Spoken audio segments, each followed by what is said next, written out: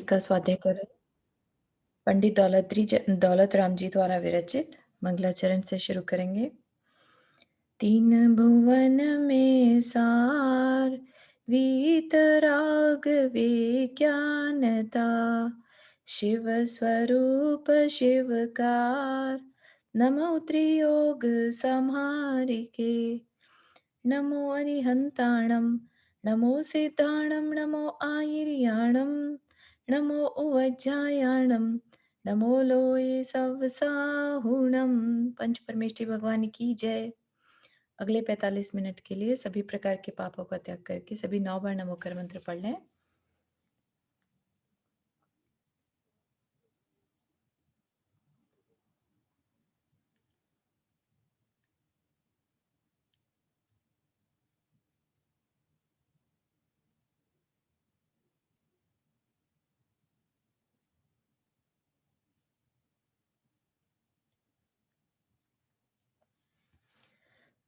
तो हमारा जो प्रकरण चल रहा है इस छेडाला की क्लास में वो है 12 भावनाओं का, है ना। तो 12 भावनाएं जिनको कि अनुप्रेक्षा भी कहते हैं, एक तरह से हमारे ही अंदर एक ऐसी शक्ति, विचारों की शक्ति को जागृत करना, जो जो शक्ति हमारे पास है ना, वैराग्य की शक्ति, उसको जागृत करना। किसके द्वारा? हमारे ही ज्ञान के द्वारा। ज्ञान और वैराग्य के ज्ञान के द्वारा उस वैराग्य की शक्ति को जागृत करना, उसका नाम अनुप्रेक्षा।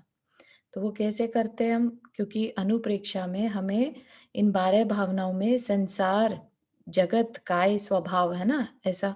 तो जो संसार और जो शरीर है, उसकी वास्तविकता से परिचय करवाया जाता है।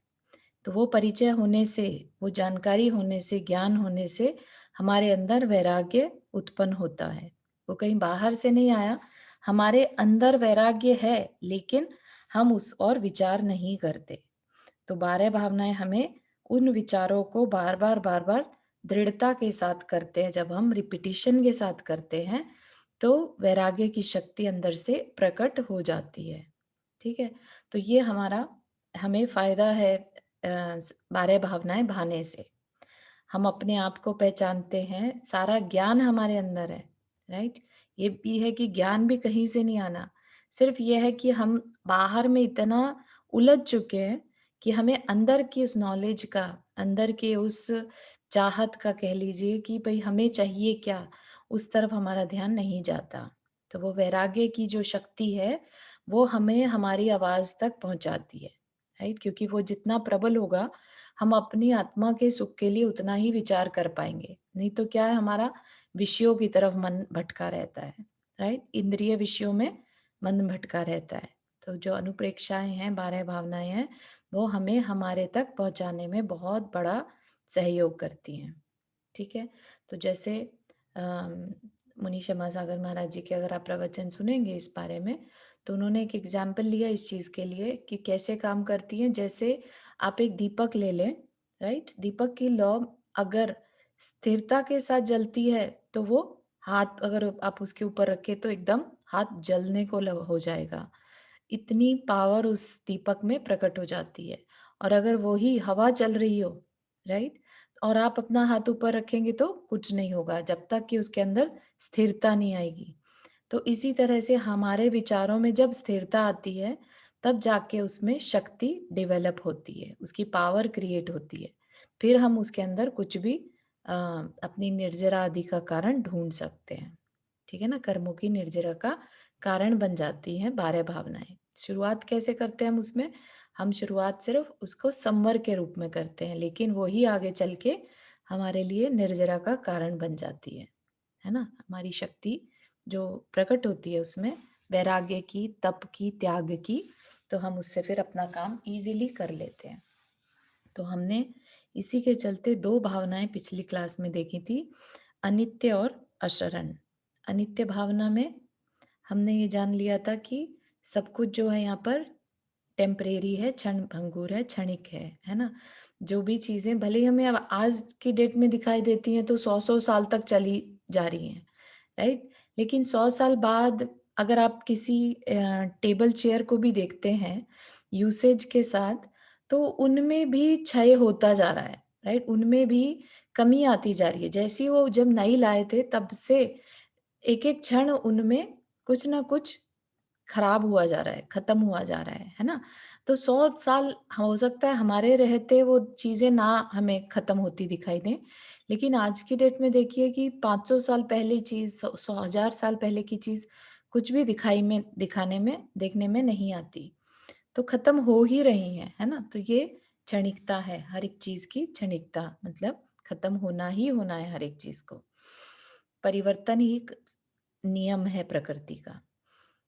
हाँ, रुक्मणी जी, आपने हाथ रेज़ किया? आपकी आवाज़ नहीं आ रही है।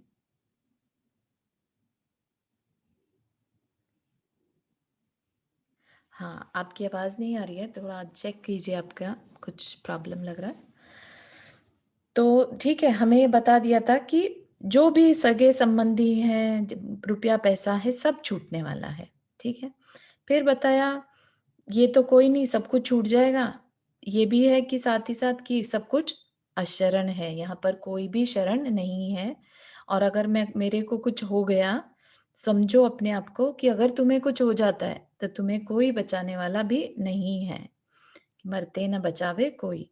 हमें जितनों को हमने अपने चारों तरफ रख रखा है, ये घर, ये पैसा, ये परिवार, ये नौकर-चाकर, ये पशु है ना, हमने पाल रखे।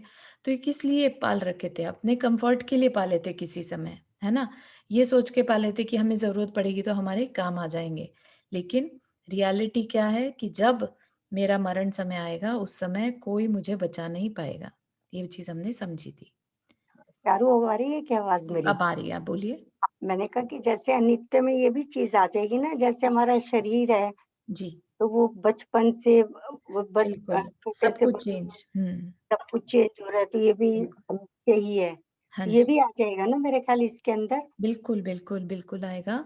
शरीर, परिवार, जितना भी सब कुछ जो दिख रहा है, सब अनित्य है, ये कहना चाह रहे हैं। क्योंकि जो नित्य है, वो दिखता ही नहीं है।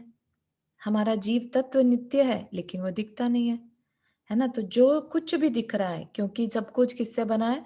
पुद्गल से मिलके बना है, और पुद्गल में क्या है? गलन, मतलब उसमें बदलाव आना निश्चित है।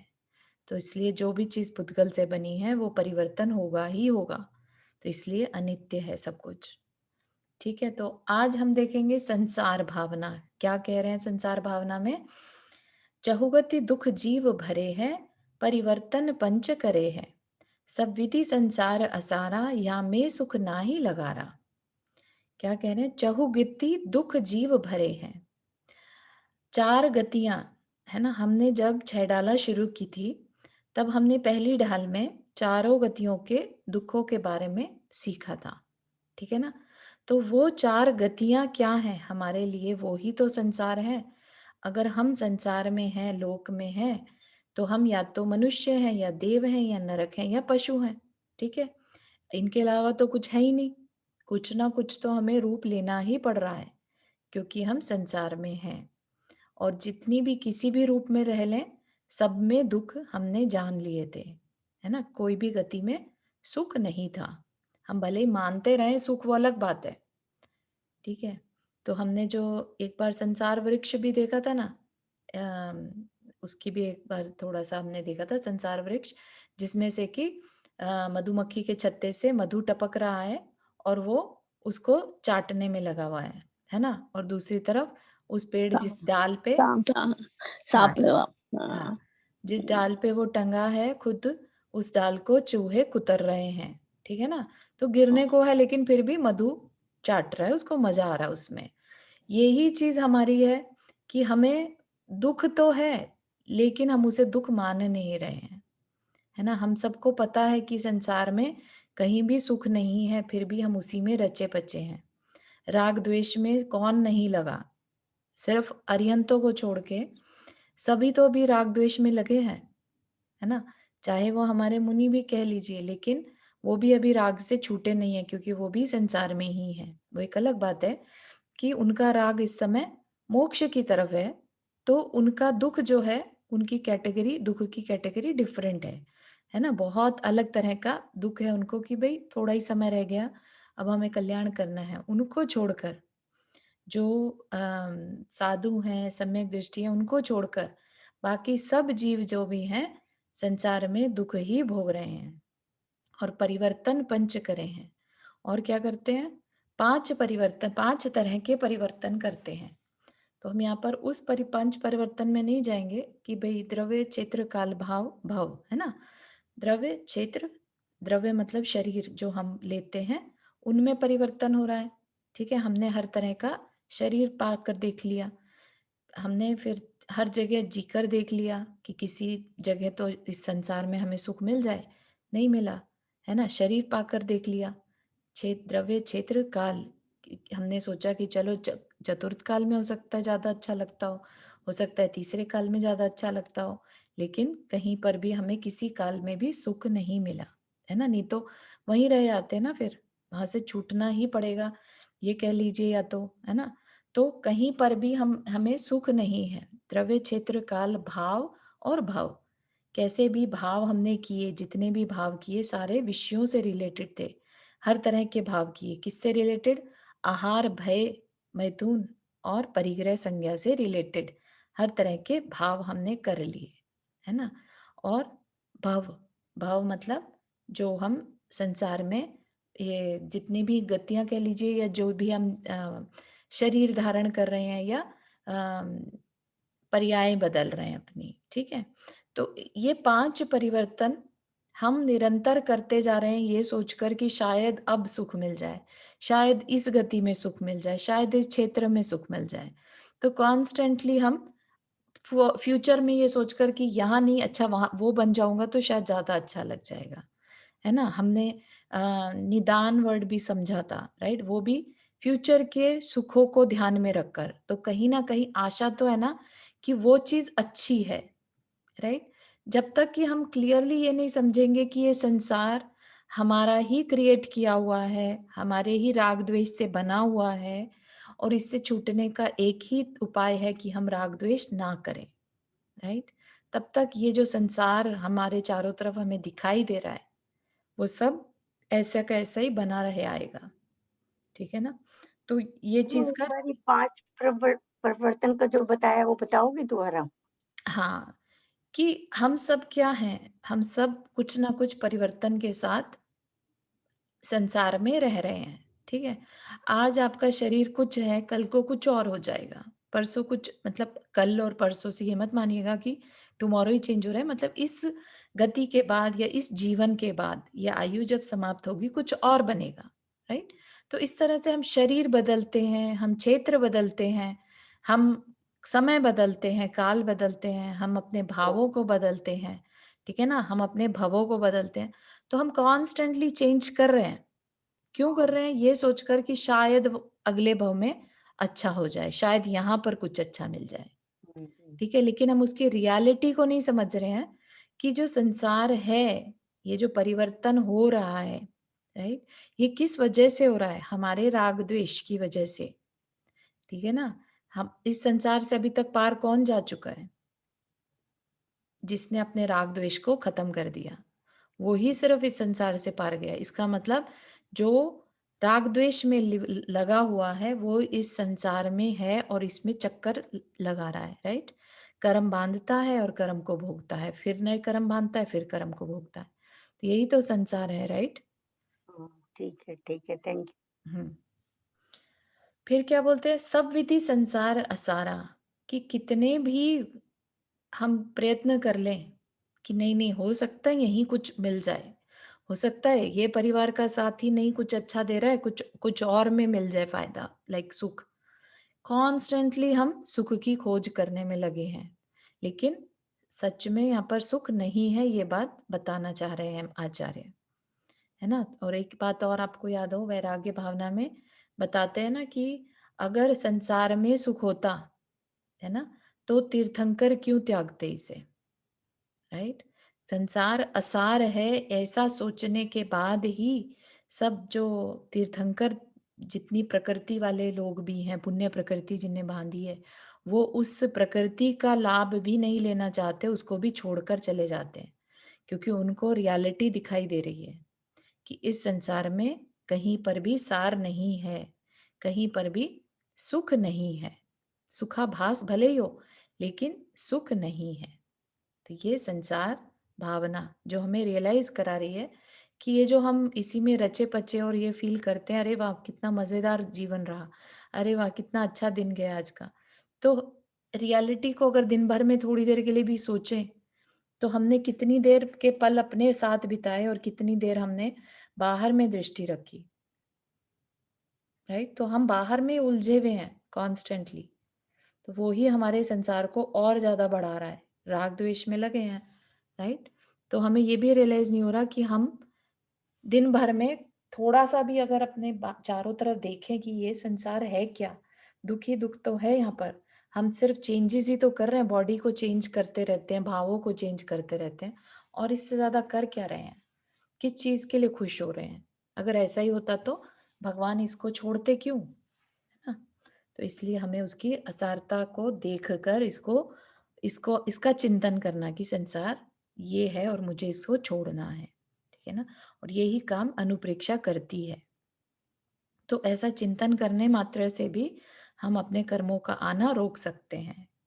क्योंकि देखिए इतनी देर तक जितनी देर आप ये चिंतन कर रहे हैं कि संसार में कोई सुख नहीं है, तो आप राग द्वेष से बचे हुए हैं, राइट? तो आप उससे रिलेटेड जो कर्म बंध है उससे बच गए, ठीक है? और आपके अंदर वैराग्य आएगा तो आप जो संसार के विषय हैं उनमें नहीं रचे-पचेंगे। संसार के संयोग एंड वियोग विकार ही हमें संसार हुँ, ये करते हैं ना, विकार बिल्कुल, भावी वास्तविक दुःख संसार है, राइट? हाँ, बिल्कुल। और जो कि दुःख रूप है ना? जो हमें दिखाई दे रहा है वो सब दुःख रूप दुःख है। रूप है। हम मानते तो नहीं वो एक अलग बात है ना? किसी की आज ही यहाँ लॉटरी लग जाए, किसी के बच्चे की बहुत अच्छी नौकरी लग जाए, किसी का बच्चा बहुत अच्छी यूनिवर्सिटी में निकल जाए। हम अपने आप को ऐसा समझते हैं जैसे 9th क्लाउड पे पहुँच गए हों। जैसे हम इस ज़मीन से थोड़ा ऊपर चल रहे हैं, तो हुँ, हम उसे एकदम से एकदम मतलब आप समझ नहीं सकते कि वो भावना क्या रहती है एकदम कि बस इससे अच्छा पल नहीं हो सकता, यू नो? हुँ, तो हम सब कुछ भूल जाते हैं कि हमारी रियलिटी क्या है? हम उस टाइम समता में नहीं रह पाते, हुँ, है ना? हम कितना इंटरेस्ट के साथ वो पल को जीने शुरू कर देते हैं, अरे यही सब कुछ है, बस ये पल यहीं रुक जाए। ऐसा होता है ना कई बार अंदर से आता है कि ये दिन जो इतने अच्छे जा रहे हैं, ये बस यहीं रुक जाएँ। तो वो क्या जी, है? वो एक तरह से हमारी अज्ञानता ही है कि हमें लग रहा है कि ये बस ये जो सुख है ना, यही सबसे बेस्ट सुख है। बेस्ट सुख तो हमने आज तक देखा ही नहीं है असल में, है ना? तो इसलिए उस पे रियलिटी पे ध्यान देना है, ना तो बहुत एक्साइट होना है और ना ही बहुत डिप्रेस होना है। संसार को सिर्फ़ संसार की तरह से देखते जाना है और आगे बढ़ना है। फिर कहते हैं एकत्व भावना। शुभ अशुभ कर्म फल जेते भोगे जिय एक ही तेते सुत दारा होए न सीरी सब स्वार्थ के हैं भीरी कि जो शुभ कर्म फल शुभ और अशुभ कर्म फल हैं, राइट? भोगे जिय एक ही, चाहे वो अच्छा हो चाहे बुरा हो, हम क्या करते हैं हमारे जो पाप और पुण्य के कर्म के फल हैं उसको हम ही भोगते हैं। बहुत बड़ी बात है ये एक्चुअली। रियलिटी है कि सुत दारा होए न सीरी कि भाई तुम्हारे अगर खराब समय आया है लेट से तो तुम्हारे कष्ट जैसे किसी के शरीर में तकलीफ आ जाए है ना तो आपके जो पुत्र पत्नी या आपका पार्टनर राइट आपको तकलीफ में भले ही देख सकता है आपके साथ थोड़ी देर दुख भले ही मान सकता है लेकिन आपके उस दुख को कम नहीं कर सकता वो आपको अकेले ही भोगने पड़ेंगे ठीक है ना? तो क्या है सब स्वार्थ के हैं भीरी, कि सब जितने भी यहाँ पर संयोग हैं, वो सब स्वार्थ के ही हैं, है ना? जैसे एक व्यक्ति बीमार हुआ जैसे, तो उसको वैद्य ने क्या सलाह दी कि अगर तुम्हारी जगह कोई और मरना स्वीकार कर ले, तो फिर तुम बच सकते हो, है ना? ये दवाई वो बंदा जो भी चाहता है कि तुम बचो और तो उसको ये वाली मेडिसिन पी लेनी पड़ेगी। उससे क्या होगा कि तुम तो जी जाओगे और वो पर्सन वहीं की वहीं मर जाएगा।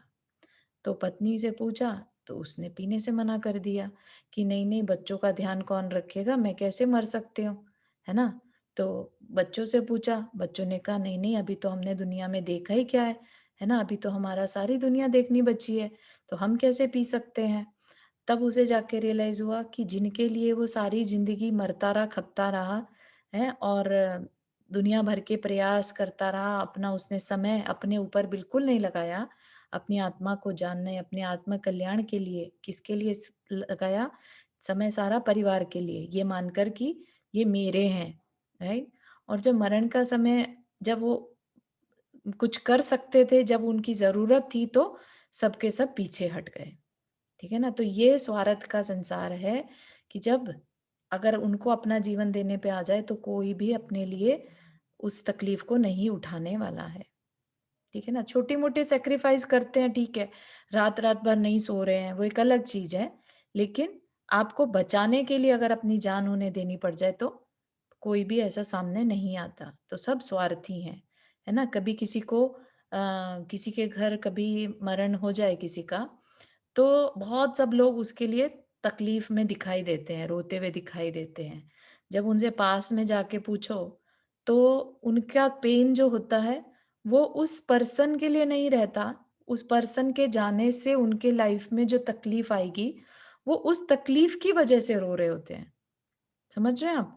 मतलब कि पति है तो सोचता है कि अब मेरी देखभाल कौन करेगा? पत्नी है तो कि मुझे अब घर चलाने के लिए पैसा कहाँ से आएगा? मेरा का देखभाल कौन करेगा? राइट? बच्चे हैं तो कि भई हमें अच्छी सलाह कौन देगा? हम उनके बिना कैसे रह पाएँगे? अभी तक तो वही सब सँभालते थे। अभी हमें करना पड़ेगा, हमें बड़ा बनना पड़ेगा। तो कोई भी किसी के लिए समझ रहे हैं? एक आत्मीयता वाली बात नहीं है। सब अपने-अपने स्वार्थ के लिए दूसरे का सहारा ढूँढ रहे हैं। ठीक है? और जब कोई चला जाता है तो भी हमें उस अपनी चिंता ज़्यादा हो जाती है बजाए जो चला गया वो तो चला गया। अंदर में सबको पता है वो वापस नहीं आने वाला। अब जो बचा है उसके लिए रो रहे होते हैं। तो सुत दारा होए नसीरी सब स्वार्थ के हैं बीरी। कि एक माता भी जितना मर्ज़ी अपने बच्चे को प्यार कर ले, लेकिन उसकी तकलीफ़ जब बच्चे पे तकलीफ़ आएगी, तो वो कुछ भी नहीं कर पाती उसके लिए, राइट? उसकी तकलीफ़ को दूर करने के लिए ये नहीं कि भई तू तकलीफ़ ऐसा कर, मुझे दे दे और तू ठीक हो जा। ऐसा कहने से कुछ नहीं होता। कर शुभ अशुभ कर्म फल जेते बता दिया यहाँ पर क्यों ऐसा होता है? क्योंकि जो भी कर्म का फल है, वो हमें अकेले ही भोगना होता है। ठीक है ना? तो यहाँ पर सब स्वार्थ के हैं बीरी, तो एकत्व भावना में हम सब अकेले हैं। ये बात कही जा रही है कि जब सब कुछ अकेले भोगना है, तो फिर क्यों हम सहारा ढूँढते हैं? जब कोई शरण भी नहीं है ना? हम वहाँ से भी अकेले हैं। ठीक है ना? जैसे बोलते हैं ना हमारे आचार्य जी, संपूर्ण संसार में परिभ्रमण ओनली अपना अकेला जीव ही करेगा, सदैव अकेला ही। हाँ, उसका तो कोई साथी और सोबती कोई नहीं है। बिल्कुल, तो बिल्कुल, यही है ना? विचार मीन्स एकत्व भावना रहेगी, राइट? हाँ, एकत्व भावना मतलब ये अकेला आदमी आया है, अकेला जाएगा, अकेला अकेला मरेगा। आदमी नहीं, जीव, जीव जीव अकेला आया है एक मतलब जीव अकेला अकेला अवतरे, मरेगा। मरे अकेला होए। अकेला होए। यही है ना इसका? हाँ जी, बिल्कुल क्योंकि यही सुना है। उसके हिसाब से बोल रही हूँ। हाँ, हाँ, हाँ। हुँ, एक अकेला अवतरे, एक अकेला जाए, है ना? साथी सगा न कोई, है ना? मरती साथी विद्या सगा जीव ना का, कोई। साथी सगा न कोई। सेम है, वही चीज़ यहाँ पर कह रहे हैं कि जो भी आया है, अकेला आया था, राइट? बच्चा जब जन्म लेता है, तब अकेला ही आया था और जब मरता है, तब भी अकेले ही मरते हैं, राइट? कोई हमारे साथ मरने वाला नहीं है उस टाइम। राइट? तो इसी तरह से जो शुभ-अशुभ कर्म फल हैं हमारे, उसको भोगने वाले भी हम अकेले ही हैं। हम ये सोच लें कि हम दूसरे के लिए इतनी पाप की क्रिया कर रहे हैं कि ये भी हमारे साथ सपोर्ट करेगा इसमें, ये भी हमारा साथ फल भोगेगा, ऐसा बिल्कुल नहीं है। उसके कर्म उसके साथ, आपके कर्म आपके साथ। तो सब आपको अपने आप से देखना है कि अब अपने लिए कितना टाइम निकालना है। ठीक है ना? जब अकेले हैं हमें और अकेले ही जाना है एक दिन, राइट? तो उस कहाँ जाना है ये भी तो हमारे ही कर्म डिसाइड करेंगे ना, किसी और के कर्म थोड़े ना डिसाइड करेंगे। आगे की यात्रा भी तो अकेले ही करनी है, राइट? तो अपनी यात्रा जब हमें अकेले ही करनी है, तो अपना अच्छा-बुरा भी तो जान लेना चाहिए ना हमें, कि हमारे लिए क्या अच्छा है, क्या बुरा है है ना? बाकी सब जो दिख रहा है वो तो सिर्फ स्वार्थ के साथी हैं, स्वार्थ के साथी हैं। स्वार्थ है उनका जुड़ा हुआ, हमारे से कुछ मिलना है तो जुड़े हुए हैं, कुछ नहीं मिलेगा जिस दिन, उस दिन सब छोड़ देंगे। है ना? किसी को एकत्व भावना को लेके कोई प्रश्न?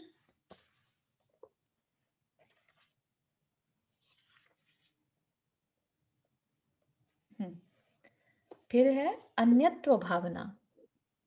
ठीक है, संसार भावना समझ में आई, एकत्व भावना। अब अन्यत्व भावना बहुत अच्छी भावना है ये। आध्यात्म में एकदम डीप जा सकते हैं इसमें। जल पय ज्यों जिन जिय तन मैला, पय भिन्न भिन्न नहीं भेला, तो प्रकट जुदे धन धामा, क्यों वह एक मिल सुतरामा। कि जल, जिय और तन, ठीक है, जीव और शरीर, जैसे जल और पय, जल होता है पानी सबको मालूम है, पय होता है दूध। जैसे दूध और पानी मिले हैं ऐसे ही जीव और शरीर मिले हुए हैं, ठीक है। पय भिन्न भिन्न नहीं भेला, तो भी अलग अलग हैं, मतलब मिले हुए हैं लेकिन अलग अलग हैं। भेला एक रूप मिले हुए, है ना। तो प्रकट जुदे, तो जो क्लियरली दूसरे दिखाई दे रहे हैं हमें, हमारे परिवार, रुपया, पैसा, क्यों हुए इक मिल सुत रामा, तो हम एक कैसे हो सकते हैं, मतलब कि मिलकर एक कैसे हो सकते हैं, जो हमें क्लियरली बाहर से अलग अलग दिखाई दे रहे हैं।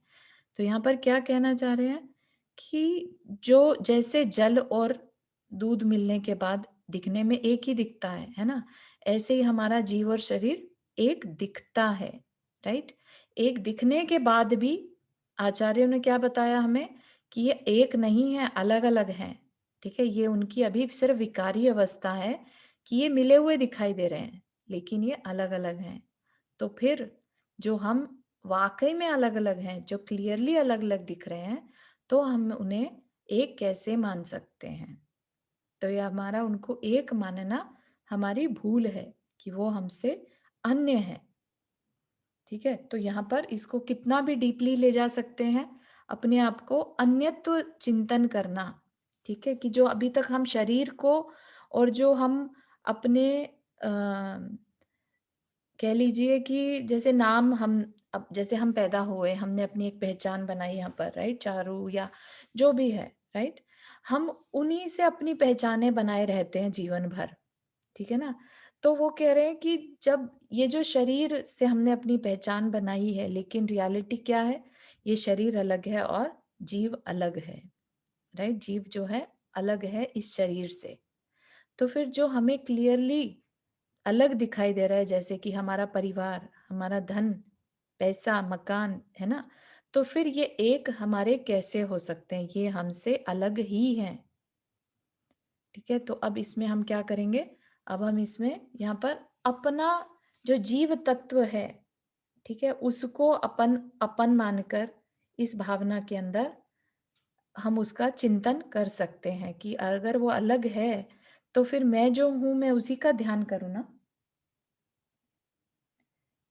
ठीक है ना। तो हमें किसके लिए फिर कार्य करना, जो हमारे लिए शरण नहीं है, जो हमारे राग द्वेष का कारण है, ये पैसा, ये धन, ये मकान, ये स्त्री पुरुष, परिवार, उनके ऊपर ध्यान दूं, या जो मैं हूँ, राइट, जिसको बता दिया आचार्यों ने कि ये एक नहीं है, तुम इसको अलग कर सकते हो, तो मैं उस पर ध्यान दूं, राइट। मैं इन सब से भिन्न अन्य तत्व हूँ, ठीक है ना।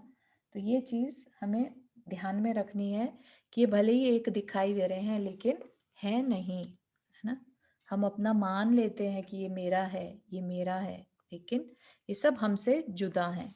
और इससे बड़ी तो बात यह है कि हमारा जो शरीर है वो तक हमसे जुदा है। तो जितना भी कुछ दिखाई दे रहा है संसार में, यहाँ पर वो भावना फिर से रिपीट कर सकते हैं, संसार भावना, कि जो कुछ भी दिखाई दे रहा है इन आंखों से या इंद्रियों से या समझ में आने में, राइट, वह सब क्या है, हमसे अन्य है ना।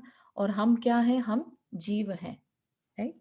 तो अन्यत्व भावना हमें बाकियों से अलग करती है और हमें हमारी रियलाइजेशन कराती है। ठीक है, अन्यत्व भावना में किसी को कोई प्रश्न है, समझ में आ रहा है?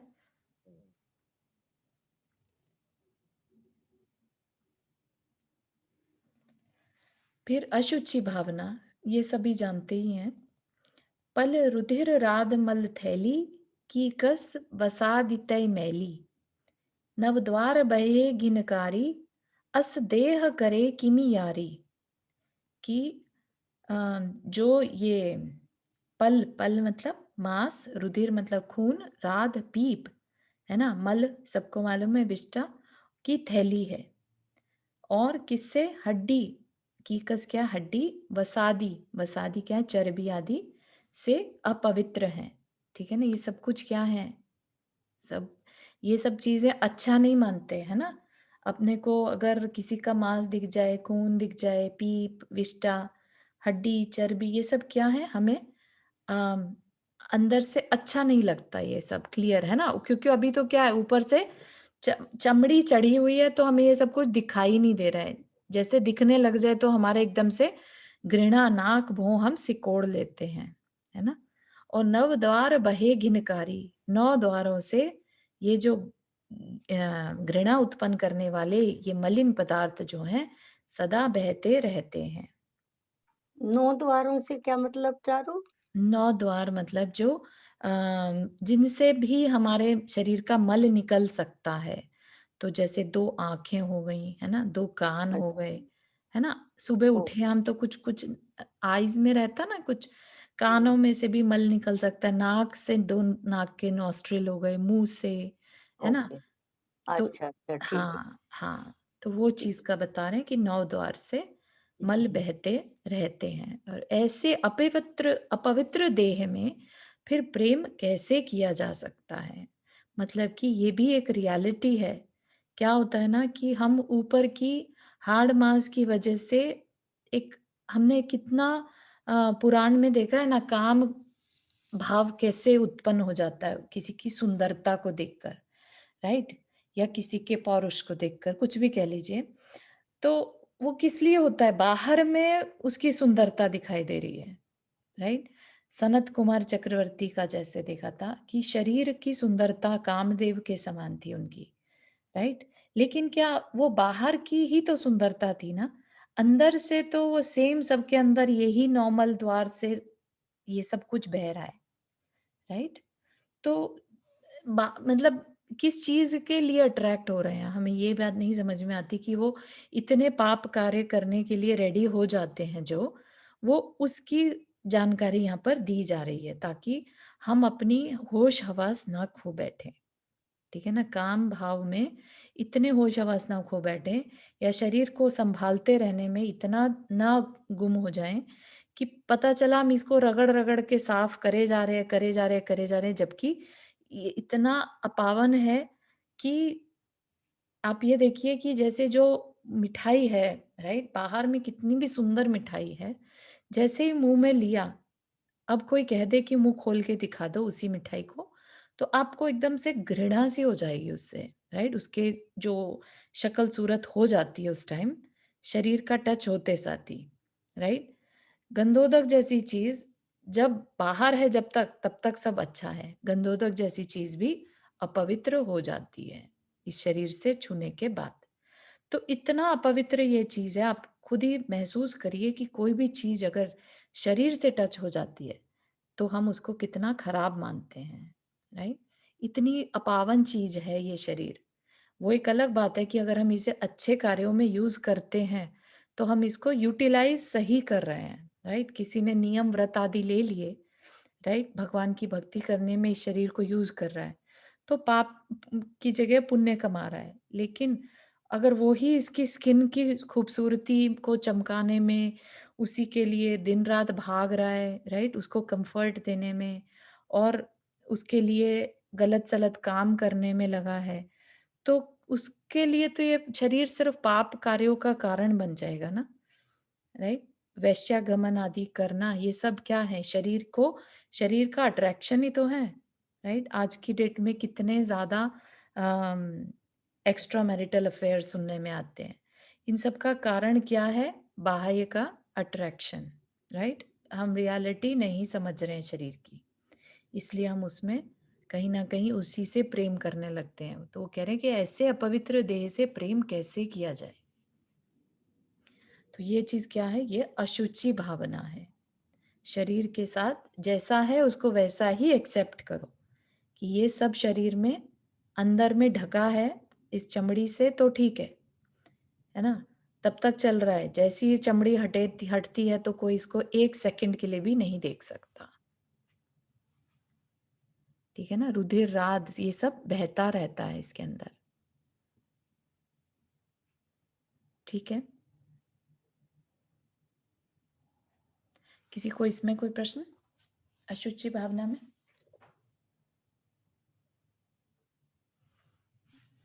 एक क्वेश्चन था चारू जी। जी। हुँ।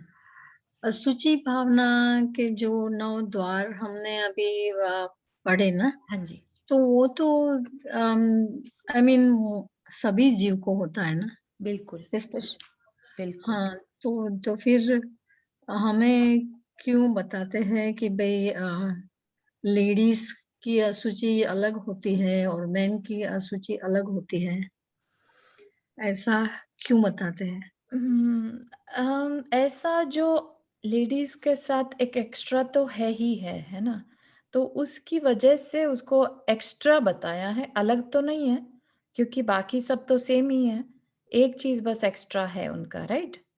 तो उसकी वजह से एडिशनल कह सकते हैं, कम नहीं है कहीं से भी, राइट? बस इतना ही डिफ़रेंस है।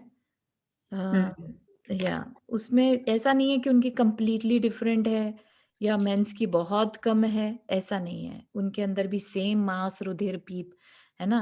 विष्ठा, हड्डी, चर्बी ये सब कुछ उनमें भी सेम है, राइट? किसी के अगर खून बह रहा हो तो फिर वो आगे चल के अभिषेक नहीं कर सकता, राइट? जिसके हाँ, है ना? तो हाँ, नाक बहती हो या कुछ और मल निकल रहा हो, तो वो सेम माना जाएगा। ऐसा कहीं से भी नहीं है कि स्त्री का अलग है तो और उनका उसमें कोई डिफ़रेंस है। हाँ, ये एक अलग बात है कि एक एक्स्ट्रा स्त्री के चलता है, राइट? अपने को सबको जानकारी है उसके बारे में, तो उस चीज़ से तो हम दूर नहीं हो सकते। नेचर है, अपने आप ही बंद भी हो जाता है उसका चलना तो आप ये कह सकते हैं ना, उसके बाद तो हम सेम ही मल द्वार कह सकते हैं, राइट? या तो फिर जिनको जो स्किन का होता है ना, हुँ। तो वो भी अभिषेक नहीं कर सकते इवन दो मेल होने की वजह से भी, ऐसा कुछ है क्या? स्किन का प्रॉब्लम मतलब कुछ यू मीन एक्ज़ीमा वगैरह टाइप का? या कैसा नहीं, स्किन? वो वाइट वाइट जो होता है ना स्किन ओह! की। अच्छा, अच्छा। उस बारे में मुझे जानकारी कम है एक्चुअली कि अगर स्किन का कुछ प्रॉब्लम हो तो क्या अभिषेक कर सकते कि नहीं कर सकते। वो क्योंकि पिगमेंट का प्रॉब्लम है ना वो तो, पिगमेंट का राइट? प्रॉब्लम है एग्ज़ैक्टली नहीं, उसमें उसमें कहीं कुछ नहीं होता, वो तो सिर्फ आपको जैसे घाव है, कहीं पीप बह रहा है, हाँ, उसके लिए ओपन बोलते हैं। ओपन वुंड में मैंने सुना था ओपन वुंड हाँ, हो मैंने भी वही तो सुना नहीं है। कर सकते। हाँ, वो तो स्किन है, उसको क्या करोगे? नहीं लेकिन वो तो ठीक है, हम इसकी डिटेल्स को नहीं जानते, हो हाँ, सकता है नहीं कुछ हो ऐसा सकता हो है। जो हम नहीं जानते, है ना? हाँ, तो हम इस बारे में कुछ नहीं कहते, लेकिन अपनी जानकारी बस इतनी है कि क्योंकि ओपन वुंड टाइप का नहीं है, तो हो सकता है इसमें कोई निषेध ना हो। हाँ, क्योंकि मैंने ऐसा देखा है कि जिनको ये स्किन का पिगमेंट का अच्छा, प्रॉब्लम है, वो अच्छा, नहीं जाते, कबार में भी नहीं जाते, अच्छा, अच्छा। हाँ, इसीलिए। दिस द रीज़न बिहाइंड उनकी क्या अंडरस्टैंडिंग है, किसने उन्हें मना किया या कुछ तो होगा, तो वो पता करा जा सकता है अगर इंटरेस्ट है तो और नहीं है तो फिर ठीक है, हम इसे एक ऐसे जानकारी रख सकते हैं कि ठीक है, शरीर तो अगर कहीं से भी अपवित्र अपने को लगता है, तो हम नहीं जाएँ। हाँ, वो मेन तो तो है। मेन तो डिसेबिलिटी के हो तो नहीं कर सकते, ऐसा हाँ, है ना? हाँ, डिसेबिलिटी भी डिपेंड करती है, अगर अंग आपके ठीक हैं, राइट? कम नहीं है, कुछ है, तो डिसेबिलिटी भी हर तरह की होती है, राइट? हाँ, तो वो भी क्योंकि ऐसा सुना था लाइक स्वाध्याय में हुँ, कि कोई लाइक कोई एक अंग नहीं हो तो नहीं कर सकते। हाँ, ओके, हाँ, राइट, ऐसा सुना था, राइट। हाँ, तो ठीक है। कम हो या ज्यादा हो? हाँ, दोनों ही मतलब हम्म। डिफरेंट हो कहीं रेगुलर जो होना चाहिए उससे कुछ डिफरेंट हो तो नहीं कर हाँ सकते। हाँ, तो एनीवेज बट चारू जी, वो तो हाँ, इनकी जिनकी 6 उंगलियां होती है वो लोग अभिषेक नहीं कर सकते? वो कर सकते हैं। इस बारे में स्पेशली पूछा था, तो 6 उंगलियां का होना ये डिसेबिलिटी या अंगहीनता में नहीं आता है, तो वो कर सकते हैं। तो और अगर 4 हुई तो? हाँ, तो भी एटलीस्ट हाथ वाला जो है ना वो पार्ट पूरा है एक्चुअली, तो ऐसा उसको ये नहीं मानेंगे कि ये एक उंगली कम है नहीं, तो। मेरा क्वेश्चन था अगर 3 उंगलियां हुई जब 5 की जगह 4 हाँ, उंगलियां कर तो? पा रहे हैं तो उसको अधूरापन नहीं मानेंगे। अंग ही नहीं है, हाथ एक हाथ ही है, तो कमी उपांग में नहीं प्रॉब्लम है, अंग में उपांग, प्रॉब्लम। हाँ, हाँ, हाँ, देयर यू गो। पर चारू जी, ये हुँ, ठीक है क्या जब हम कहते हैं कि भगवान की नजर में तो सब एक है, राइट? तो फिर किसी का अंग नहीं होना, होना, ये क्या मैटर करता है? एज लॉन्ग एज तुम्हारे अंदर भक्ति है और तुम करना चाहते हो, हुँ। तो नहीं कर सकते? हाँ, ये एक सिर्फ़ प्रोसेस है, राइट? और उसके जो प्रोसेस बनाए हुए हैं, तो आपका पुण्य भी तो है ना? आपने लाइफ़ में कभी ऐसे कार्य क्यों किए कि आपका एक अंग ही कम हो गया? समझ रहे हैं आप? आज आपने ऐसे पिछले जन्म में या कुछ भी ऐसे कार्य किए थे, तो एक तरह से आपके पाप कर्म का ये उदय है कि आप इतनी भक्ति जो आपके अंदर अभी आ रही है, आप फिर उसे दूर से देख सकते हैं, राइट? जो प्रोसेस बनाया है किसी कारण से बनाया है कि इसके लिए ऐसे ही पुण्य का होना ज़रूरी है, ठीक है ना? तो आई वुड से कि हम जस्ट उसको फ़ॉलो करें और हम्म। और आगे के लिए आप उस चीज़ से छूटे ना रहें, तो अपने मन के भाव अच्छे रखें ताकि इन फ्यूचर आपको ऐसा शरीर मिले, जो आपको कोई भी रोक ना सके भक्ति करने से, है ना? हम्म। राइट? ये सब बातें तो आई मीन मनुष्य ने ही बनाई हुई हाँ, है। वही ना तो तीर्थंकर कुछ भगवान ने तो ऐसा कुछ बोला नहीं था, हाँ, राइट? हाँ, तो इसीलिए तो ठीक है, हाँ। अभी हम अपने आप को ये मान लें कि ठीक है, हमारा कर्म का उदय है कि हमारा एक अंग कम है या कुछ ऐसा प्रॉब्लम है। अदरवाइज़ मन की भक्ति तो हम उतने ही लेवल पे कर ही सकते हैं ना, उसको तो कोई नहीं रोक सकता। सिर्फ़ एक प्रोसेस में रोका गया है, राइट? हम्म। तो एनीवेज़ अपने को इस पे ध्यान देना है कि अशुचि भावना पर बात हो रही है कि ये शरीर कितना भी हम धो लें, चमका लें, राइट? शाम तक होते-होते उसके अंदर इतनी मलिनता आ जाती है कि जब तक हम अगला दिन फिर से ना नहा लें, राइट? हम अपने आप को अजीब-सा एक ग्लानि सी फ़ील करते रहते हैं, राइट? तो मतलब कहने का ये है कि ग्लव्स दिन भर पहन ले। में हाँ, है ना? तो दिन भर एक ही दिन में उसकी हालत ऐसी हो जाती है कि वो मलिन हो जाता है। तो हम कंटिन्यूअसली पता नहीं कितने अनंत काल से इसको चमकाने में लगे हुए हैं। धोते रहते हैं, अगला दिन फिर साफ करते हैं, अच्छा-अच्छा खिलाते हैं, लेप लगाते हैं। लेकिन ये जो घिनकारी है तो घिनकारी ही है, राइट? ऐसा नहीं है कि अम, हमारा शरीर ऐसा है, बाकियों का ऐसा नहीं है, राइट? सबके साथ है ये चीज़। सबके शरीर की यही अवस्था है। अनलेस कि हम तीर्थंकर बन जाएँ, राइट? जिनके शरीर में कोई इस तरह की गंदगी नहीं रहती। अब हम लोग अभी जिस एज में हैं, मतलब all of them here are हुँ, 40 प्लस, अगर हमने 20 साल की उम्र में अगर हम खड़े हों और एक क्षण के लिए अपना ये आज का चेहरा लगा दें, हम उस 20 साल की उम्र में मर जाते हैं कि हम हाँ, ऐसे, इतना मतलब चेहरे में अंतर आ चुका है हाँ, 20 से 50 में, कि अगर मान लीजिए अब मैं 20 साल की लड़की की तरह खड़ी हूँ और कोई 1 मिनट के लिए मेरे को 50 साल वाला मेरा आज का रूप दिखा दे, हुँ। तो आदमी डर के मर जाए कि ओ माय गॉड। हाँ, फिर बिल्कुल। भी हम इस रूप 50 साल में भी अपने आप को पता नहीं शीशे में सुंदर भी मान लेते हैं और उसका साज श्रृंगार भी कर लेते हैं, हाँ, और मतलब क्या हाँ, क्या यही नहीं। रियलिटी कि भई अब तो चेत जाओ। अभी जब हमें ये पता चल रहा है कि ये सब कुछ क्षीण होता जा रहा है, हमारी जो चेहरे की चमक थी, राइट? सब कुछ हमारे शरीर की कांति थी, सब कुछ क्षीण हो रही है, तो अभी तो समय है चेत जाना चाहिए कि ये सब कुछ छूटने वाला है। दूसरी बात ये सब कुछ मैला है, राइट? विष्ठा से भरा है तो इसके लिए पीछे मत भागो, अब अपना टाइम जो है और चीजों की तरफ, आत्मा के कल्याण की तरफ लगाओ। ये बात कहना चाह रहे हैं यहाँ पर कि हमें अपना जो समय है वो इस अशुचि पदार्थ की तरफ नहीं लगाना चाहिए, जो कभी साफ हो ही नहीं सकता।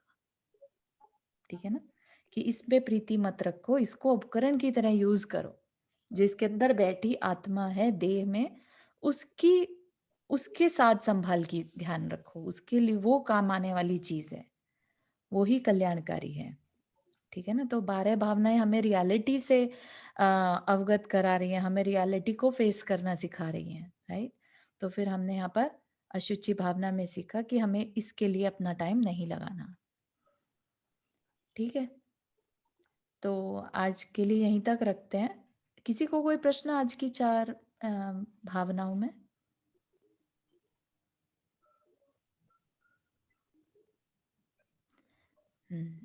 चलिए जिनवानी स्तुति कर लेते हैं। जावाणी के ज्ञान से सूझे लोकालोक, सो वाणी मस्तक धरो सदा देत दोक। हे जिनवाणी भारती तो ही जपो दिन रहन, जो तेरा शरणा गए सो पावे सुख चैन। 9 बार नमो करना।